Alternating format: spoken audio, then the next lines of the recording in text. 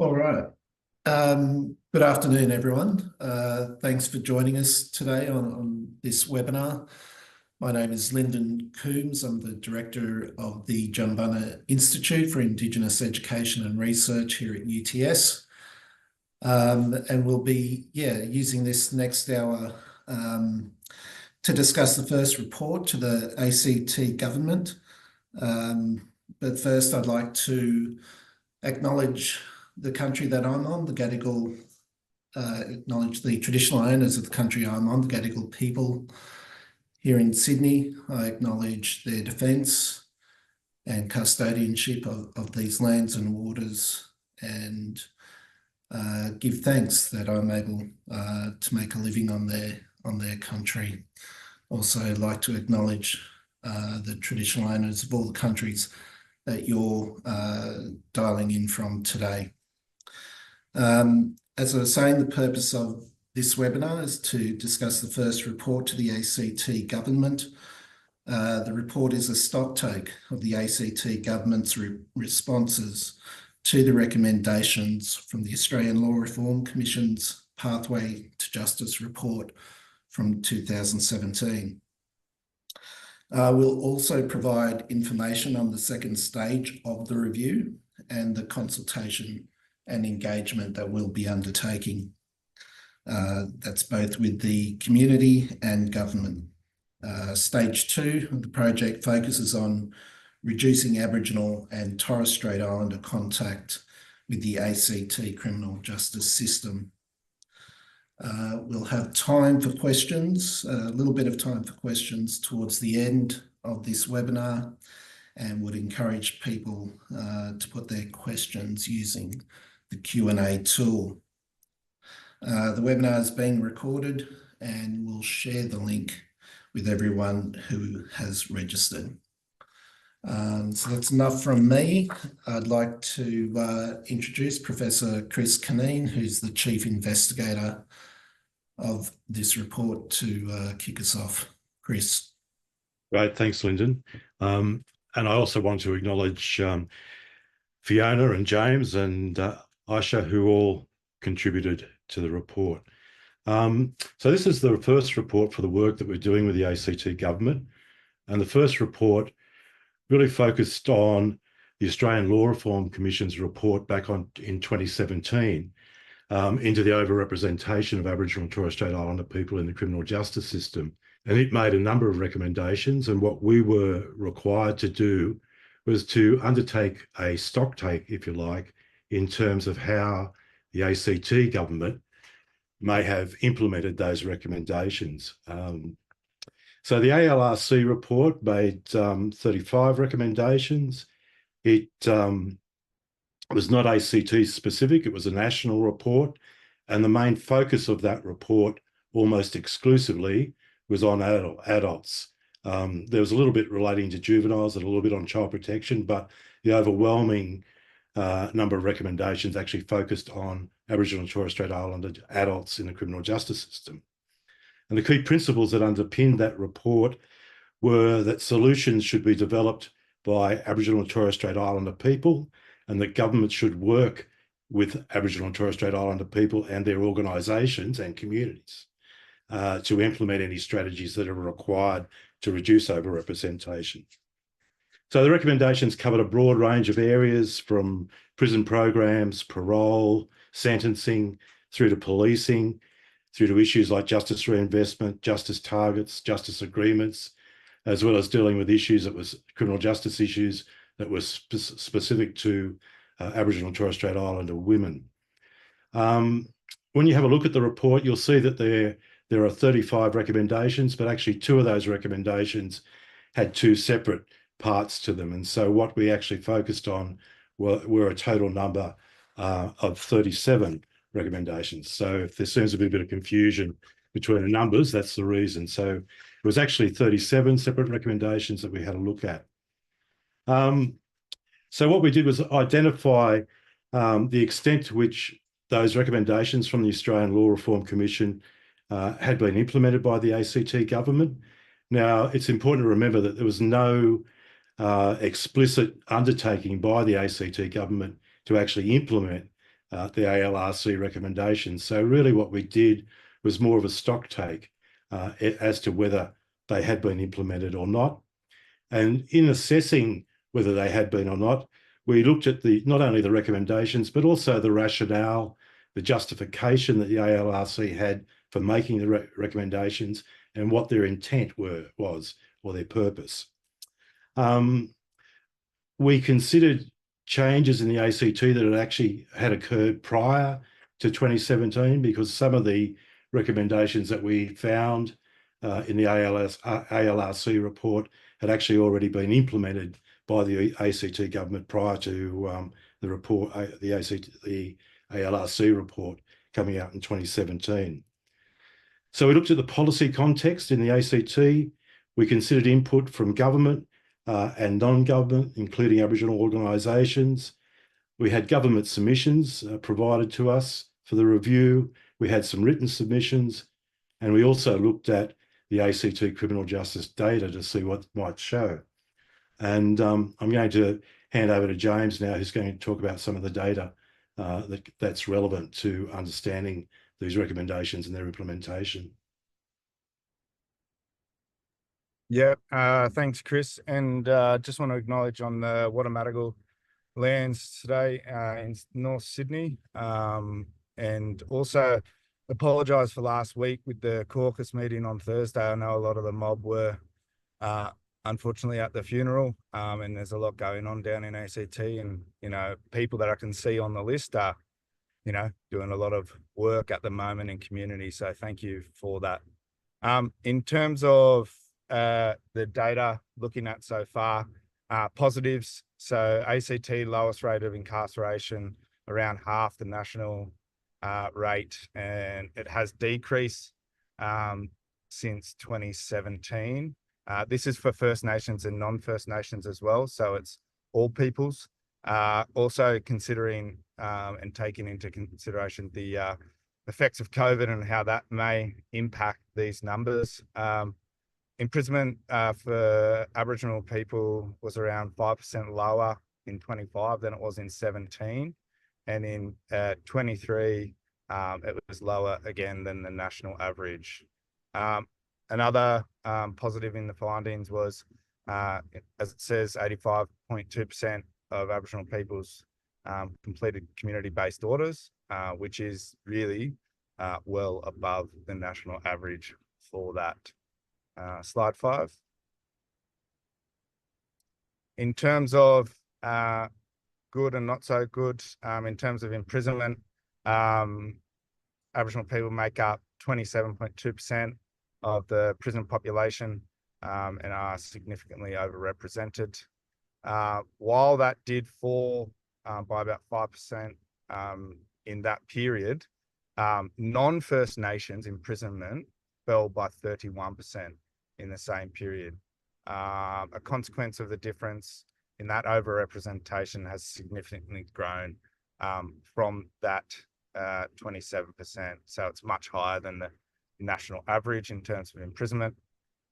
Significantly as well in terms of prior imprisonment, and I'll caveat this with the recidivism report wasn't released when we were putting this together, so we couldn't really look at that data in terms of recidivism, but again, much higher, has the highest rate of prior imprisonment, with 80% of people having previously been imprisoned, above the average of 61. So again, sorry, that's general. So that's general, all peoples with that stat. And little change in terms of prior imprisonment rates for First Nations men in ACT, with 89 in 17 and 88 in 23. Again, much greater than the national average in terms of prior imprisonment. So just back on that one, sorry, Asha, in terms of more serious sentencing, why that stats are happening and what is the consideration there, maybe now First Nations are more serious offences, so we have to take that into consideration. Last one for me, number 6, please. Sorry, Asha. So we'll preface this with the understanding that sentencing is a complex process. So in the terms and the nature of the offence prior to the time of sentencing, taking that into account, on the face value, the figures show that First Nations on community orders is a lot lower. And so looking at that in terms of sentencing and remand, Aboriginal people making up 49% of all remand in ACT. So that's, in terms of non-Indigenous and Indigenous, the national average.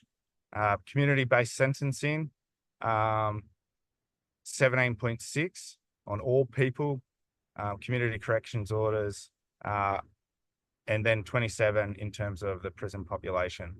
So this is just, again, significant difference in that community-based sentencing option in comparison to prisons. And why that is, that's what we really want in stage 2, to start talking to mob down there and community down there around why is that difference in terms of the community-based sentencing as an option. Criminal courts and sentencing. So First Nations are 10% of defendants, with a guilty outcome, however, 23% of custodial sentencing.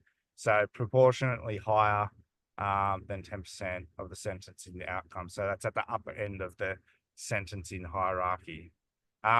Again, in terms of police diversion, in 23, ACT had the lowest proportional use of youth diversion for young people. So we will be trying to talk to young people around their experiences for this stage 2. Only 10% of First Nations youth were diverted in comparison to 30. So in terms of, again, like we spoke previously about that significant comparison with the imprisonment, what is happening with the police diversion, ACT is currently the lowest use of diversion for Aboriginal young people in Australia. So 3 times lower than New South Wales, Vic, WA, and NT. Is that Fiona? Me. Back to me. So in terms of assessing the implementation of the recommendations, this simply shows that 14 were implemented, partially implemented were 13, not implemented were 8, and 2 are no longer relevant. So that adds up to 37, which, as I say, is covered by a couple of the recommendations that had 2 separate parts to them. So looking through this, we've got 3 slides here, which you can look at your leisure when you get the PowerPoint, which cover the recommendations. And you can see by just looking at this that they're really a broad range of recommendations, from justice reinvestment through to community-based options, suspended sentences, and so on. There's an example there of the recommendation that had 2 parts to it. One was related to court-ordered parole, which hasn't been implemented, and the other was related to street time. So they're related, but actually quite different recommendations. You'll notice here too that a lot of the recommendations have caveats to them. So for instance, with the street time one, we were unable to determine the extent to which Aboriginal and Torres Strait Islander people might be able to take advantage of that street time legislation, which allows for people that are on probation who then breach to have the time that they were successfully on probation counted. If you just go through to the last one, there's a couple that were no longer relevant or not relevant. They related to a recommendation 15.1, which was actually aimed at the federal government to establish a national inquiry, and 16.1, which was related to establishing justice targets. So these recommendations were made 3 years before the national agreement on closing the gap, which introduced justice targets. So I'm going to hand over now to Fiona, and just going to talk a little bit more about how we assess the recommendations and some of those issues, more specifically around the assessment process. Thanks, Chris and James, and I'd like to acknowledge that I'm here joining you from Bundjalung country today up in Lismore. So I'm just going to run through some detail about how we made the assessment. As Chris said, I'm going to point out that we looked really closely at what the recommendations actually required in terms of implementation. But also we looked really carefully at what stakeholders we interviewed, spoke about, the material we got from government, and also the rationale that sat behind the recommendations that sits within the ALRC report. So I'll try to whiz through these really quickly, and as Chris said, then we'll talk about some of the more generic issues that sit across the different regs. So some regs were pretty straightforward, and as an example of that, they required legislation to be in place or legislative provisions to be abolished, for example. And here there is an example of that with Rec 6.1, which spoke to introducing provisions within sentencing legislation that required courts in sentencing to take into account unique systemic and background factors affecting First Nations peoples. We heard that there were some provisions in sentencing legislation that meant there could be cultural factors taken into account, and some discretion. People spoke about the High Court case of Bugman, that there was some discretion to take such factors into account in sentencing, but that wasn't really happening. There was consensus that there really needed to be something mandated in legislation. There's nothing currently in legislation in the ACT that mandates this consideration of these factors, so therefore this rec was not implemented. And there's some examples down the bottom of each of the slides that you can take a deeper dive into if you want to see how we applied this particular methodology of assessment across other recs. Thanks, Aisha. Next one. So some recs were more complicated. They had different layers or parts, and what we had to do was unpack each of these layers or parts and think about implementation of the rec in its entirety. What you'll see lining up with the principles that the ALRC emphasised in running this inquiry is that quite a lot of the recs, so 18 out of 37, had some explicit requirement that Aboriginal and Torres Strait Islander people had to have participated in design and other aspects of implementation of the recs. And so where levels of participation were not adequate or wasn't really clear what had occurred in terms of participation, we were likely to assess a rec as partial in terms of implementation. Rec 10.3 is an example of this. This spoke to First Nations organisations playing a key role in design, implementation and evaluation of specialist sentencing courts.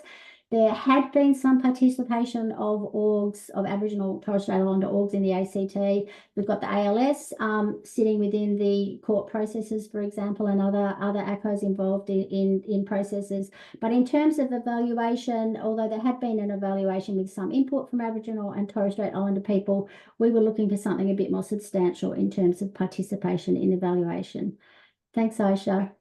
As another example of that, Rec 4.2, which was about justice reinvestment. It had various parts to it. You can see here on the slide that it was about supporting a justice reinvestment trials initiated in partnership with Aboriginal and Torres Strait Islander communities with a few different elements.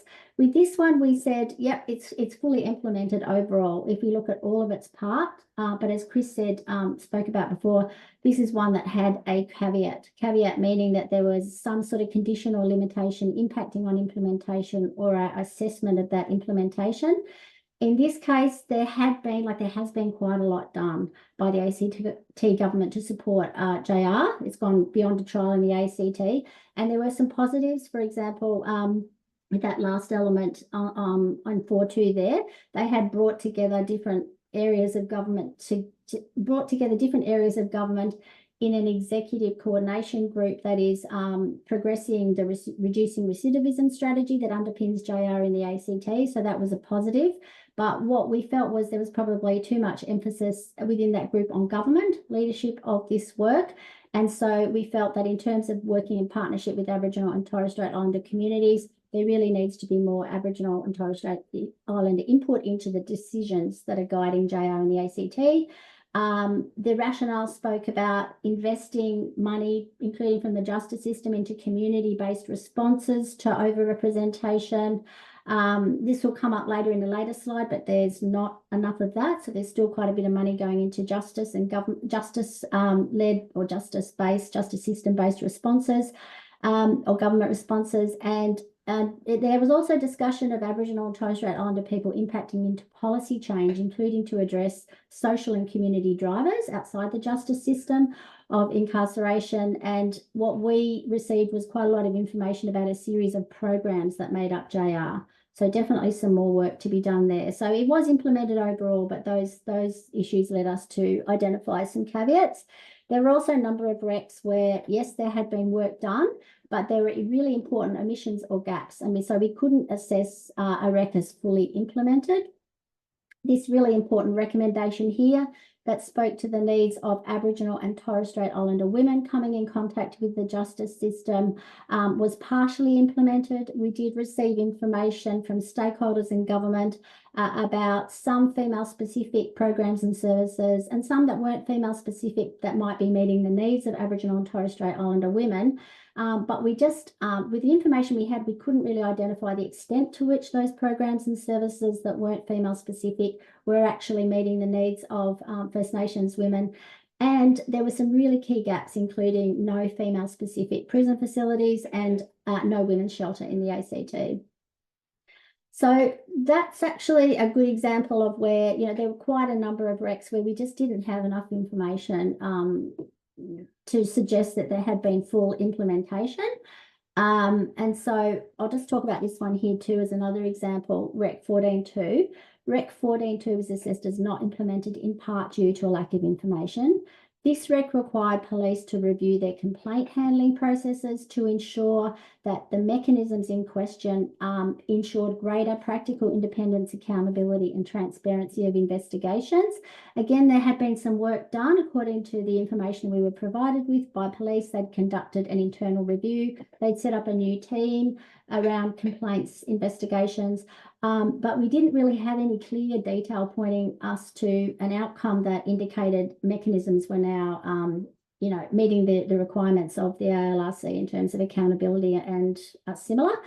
And we also had a lot of data coming through from our interviews indicating that there were lots of problems with complaints, including that they weren't handled independently. So that one was not implemented. And that's also an example of a number of different recs that involve both a process and an outcome. So where the government has clearly engaged with the process, as was the case with 14.2, but we couldn't really tell what the outcomes were, if they lined up with what was required under the recommendation, or they clearly didn't, then we would assess them as not implemented or implemented with caveats or partially implemented. Rec 5.1 is an example of a rec that was not implemented with caveats. Now, in this case, the requirement was that there's bail laws in place that require bail authorities to consider a person's Aboriginal and Torres Strait Islander status in making decisions about bail. There are no provisions like that in place in the ACT, but they have set up this Law and Sentencing Advisory Council review, which is specifically tasked with considering whether the current legislation has appropriate mechanisms in place to consider relevant issues for First Nations people. So that may lead to implementation of this rec. Thanks, Aisha. Okay, we'll just run through some of the more generic issues. There's 5 of these. The first one that we heard about from many stakeholders was this sense that there's really not an adequately integrated policy response to overrepresentation in the ACT. So it felt a bit ad hoc, a bit uncoordinated. As an example, people spoke about good programs coming and going for no real apparent reason, except perhaps due to changing government priorities. They also spoke about feeling like it was really hard to keep track of implementation of justice-related strategies and initiatives or recommendations. So this indicates that there's issues with coordination, as we said, but also not enough transparency and accountability to stakeholders in the broader community. Thanks, Aisha. And in general, there needed to be more engagement around implementation of measures to address overrepresentation, including identifying which measures would be best to introduce. Stakeholders identified feeling like there wasn't enough shared understanding and direction and buy-in, which is really important to achieving outcomes. And so at this point, we've identified, and we'll explore this more in stage 2, that there needs to be some more transparent, systematic mechanism in the ACT that engages stakeholders and community in and ensures their oversight of implementation. So this means they will be involved in developing responses to overrepresentation and in ensuring that they're actually working over time. Thanks, Aisha. Okay, racism came up too. Now that was racism experienced by individuals and at a more systemic level within specific agencies and across broader government approaches. So we had quite a lot of comments about Aboriginal people feeling like they weren't actually trusted to lead solutions to overrepresentation in the ACT, as an example. Rec 14.1 was one rec that spoke specifically about racism or discrimination on the basis of race or cultural background for Aboriginal and Torres Strait Islander people. This rec requires a review of all police procedures and practices to ensure they're enforcing the law equally and without discrimination. We assessed that as partially implemented. There actually had been some efforts made by police in the ACT to make sure that that occurred. But some of the generic issues arising from Rec 14.1 that are likely to apply across the different recs include, one was that people spoke about the need to ensure data can be used to map systemic racism and its impacts and to provide a check against it. And in this instance, they spoke about targets that were in place around equitable use or equal use or more effective use of cautions and diversions for Aboriginal Torres Strait Islander people, which they felt weren't taken seriously. If there was better attention paid to that data and mapping progress against that data, you'd see better use of diversionary options and potentially addressing systemic racism as it was identified by stakeholders as occurring in the ACT.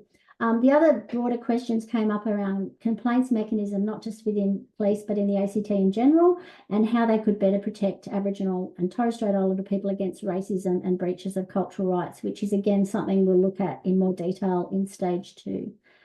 Going back to the data issue, we've noted that it was a little bit difficult for us sometimes to assess implementation because we just didn't have the data at hand. An example of this was Rec 14.3. Now 14.3 is about setting up a custody notification service. We heard really positive things about how that's working. And the issue for us is that we couldn't actually get any data. We could see people were being referred to it, but that what stakeholders were saying, and an issue for us too, is that we weren't actually able to access any data to identify numbers of people that were actually eligible for referral to support via the custody notification services. So that was one obvious gap in data that came up in discussion. Having access to data or having limited access to data makes it really difficult for us and I guess the community at large and stakeholders to identify whether measures are working well. People also spoke about data needing to be gathered and shared to inform development of implementation of measures. So in this instance, Rec 5.2 related to identifying gaps in support and diversion options for Aboriginal and Torres Strait Islander people. And what people were speaking about is, we really need to have data available to us and to others in order to inform what those gaps look like and how they could be addressed. And that is applicable across a number of different recs. Thanks, Aisha. Going back to this issue of participation, won't say too much more about it except to say it's a really, really key issue. It was quite explicitly stated across a number of the recs, but it's also, it really is something that, as we say here, it should be a given that we have that level of participation. So, for example, if Rec 2 is saying that sentencing courts must have to be culturally safe, competent and appropriate, it really has to be First Nations people that make that assessment. And so we started to talk with people. We've started to talk to people about how that might occur, including by setting up or thinking about setting up representative structures in the ACT that will enable a really strong level of participation, including in terms of decision making. There was some discussion about current mechanisms, which you can read about in the court, including the Aboriginal Justice Caucus and ATSIEB. And we have identified that there's a need to look at this more closely. And this should help increase coordination, accountability, and that level of participation and leadership from First Nations people in addressing overrepresentation. And the last point was just this point we've alluded to a little bit earlier.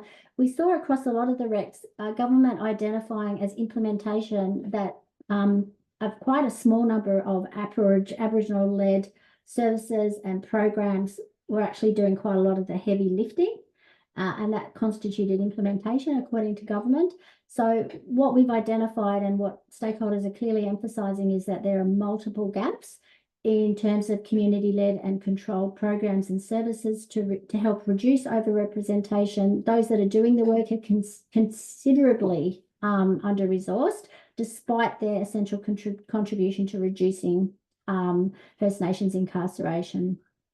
And that last quote just goes back to a point we made earlier about justice reinvestment, that there still seems to be a lot of money available to government and not enough going into addressing drivers and community-led responses to those drivers.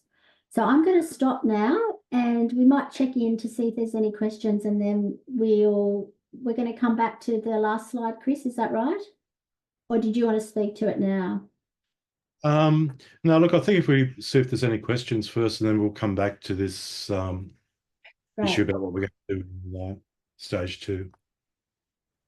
So we have one question, and they would like to know if the statistics on youth diversion and ACT having the lowest rate, was that all youth, Indigenous and non-Indigenous, or Indigenous specifically? Question. I'd have to go back and have a quick look at that. So it was the lowest use. I think it's actually for both, but certainly it was only in terms of the ACT specifically, it was 10% of First Nations or Aboriginal and Torres Strait Islander youth that were diverted compared to 30% of non-Indigenous youth. And ACT was the lowest use of diversion for First Nations young people in Australia, 3 times lower than New South Wales, WA and NT. So certainly the lowest specifically for Indigenous young people. And that was based on data. The first figure, 10% compared to 30% of non-Indigenous youth, was based on data that we had from the ACT police. Yeah, so looking at that, that first point was lowest proportion overall, but then going down, as Chris has said, 30% for non-Indigenous, whereas only 10% for Indigenous. So that's the comparison that we are wanting to have a look at. And I guess I'll just say that because the Rex didn't have so much of a focus on children and young people, like we have started touching on it, including, looking at stats, but that's going to be a focus for us moving forward in stage 2, which Chris will talk about in a moment, because people are clearly identifying that it's really important to get in as early as possible to address issues. And I'd just say on that as well, the recommendation from the ALRC in relation to child protection was for the federal government to actually set up a national inquiry. What we did do in the report, though, was have a look at the stage 1 report, was have a look at some of the developments in the ACT around child protection, and that's something we want to follow up further with in stage 2, particularly some of those particular areas around the establishment of the First Nations family support teams, as well as the section of the ALS now that's received funding to provide legal services for Aboriginal children and young people. Thanks, Chris. We've got another question here. There is a known absence of youth diversion programs. This is why Jumbunna, and apologies if I bastardized that pronunciation, was started by the FNGB to convert this to a formal diversionary program and extend it. More a comment rather than a question, but if anyone wanted to speak to that. Yeah, I mean, we'll just say that came up in our caucus meeting last week, that one of the issues is, where are people actually being diverted to? There's just not a lot of options. So again, that's just something we'll explore further. And Chris is going to speak to this, but we will be going into Bimberry and have conversations with young people themselves about their contact with the justice system, including around diversion. But thanks, Caro. You want to just talk about stage 2 then and see if there's any other questions after that? Sure. Yep. Okay, so as I mentioned, stage one was really doing a stock take of ACT government's implementation of those ALRC recommendations. Stage two is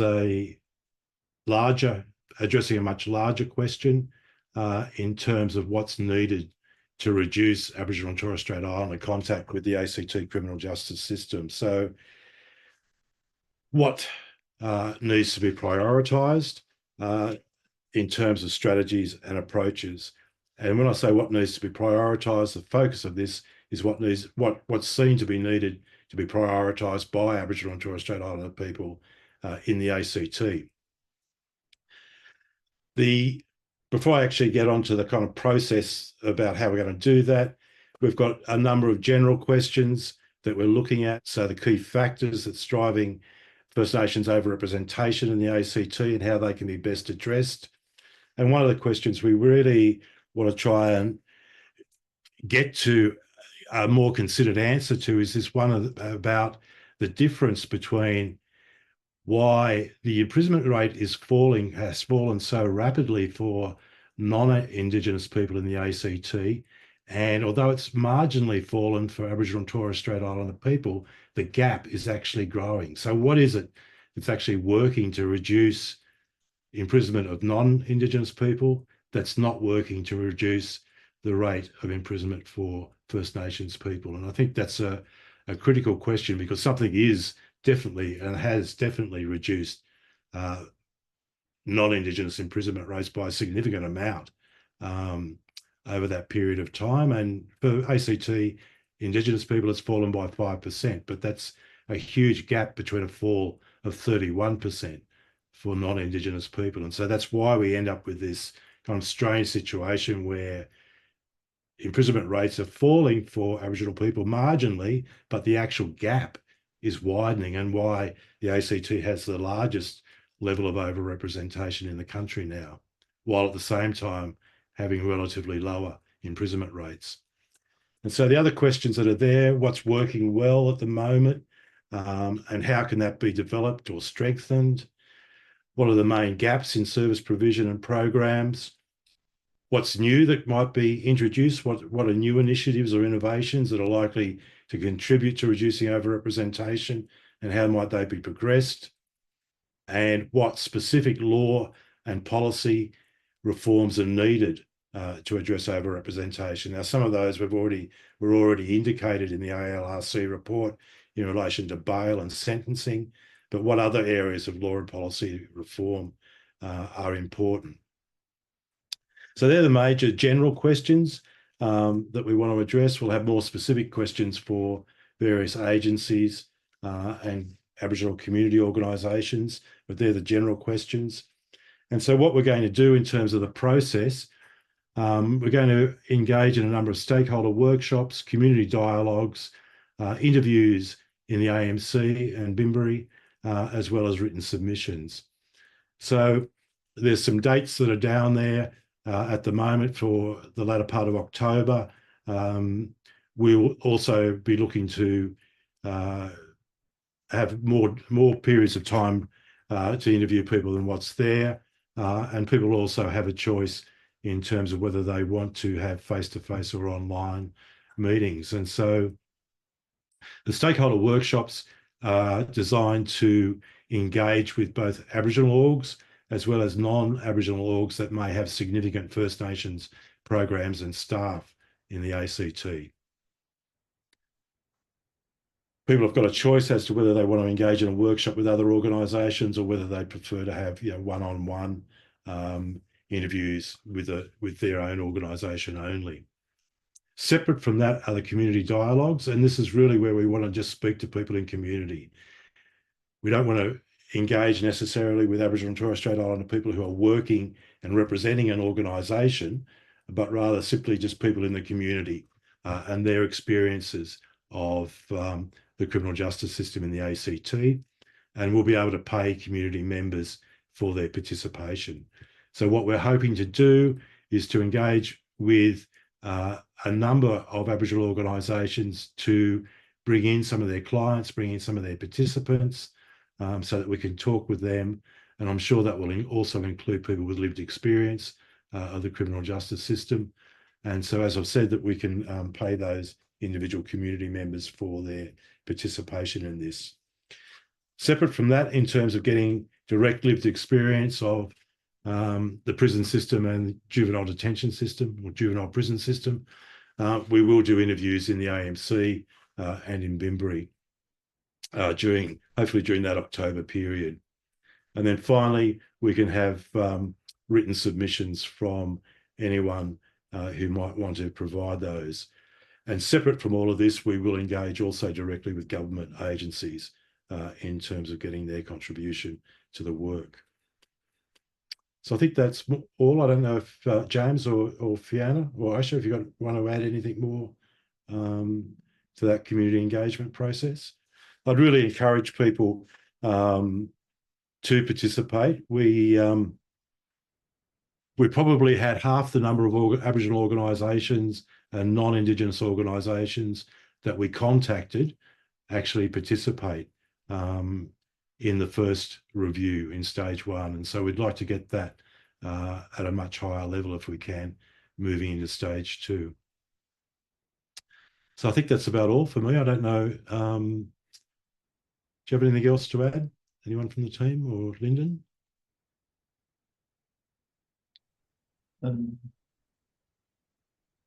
No, there was just, I guess there's one comment there about Aboriginal specific services. Do you want to make a response to that? Or? Oh, right. Actually, sorry, I only just saw that one from Julie. Yep. Yep. Yeah, look, I can't comment on non-Aboriginal people have access to services Aboriginal people want. Aboriginal people want Aboriginal specific services, not black-cladded ones. Yeah, look, I think, yeah, that's definitely a fair enough comment to make. But I think there are also, yeah, some services. I'm thinking about some of the community legal centres that also have, you know, Aboriginal specific services, which, given that there's no women's Aboriginal legal service in the ACT, is obviously something that Aboriginal women can make use of. But certainly what we comment on throughout the report is the lack of services or Aboriginal services, or indeed where there are Aboriginal services that are simply not staffed enough. You know, I'm thinking of, say, the Nuremberg Bail Support Program and Front Up Program that's operated by the ALS, which I think has 3 staff, you know, to do an enormous amount of work. And, you know, we could think of others like Woononga or Yurungara as other examples of that, where they're required, I think, as Fiona mentioned, they're required to do an enormous amount of the heavy lifting with inadequate support. So I think, you know, that's a really important issue that needs to be addressed. One which we partially addressed in the first report, but want to come back to in the second one. Okay, well, we'll wrap it up there. As we said at the start, just lost James there for a minute. This link will go out to all the registered participants. Is a copy of the deck going with that as well? And it'll just be as part of the presentation. All right. Well, thank you to Chris, Fiona, James, and Aisha for putting that on. Thank you, everyone online, for your time and your questions. And yeah, we'll be in touch and look forward to reporting back on the second part of the project. Thank you. Thanks, everyone. Thank you.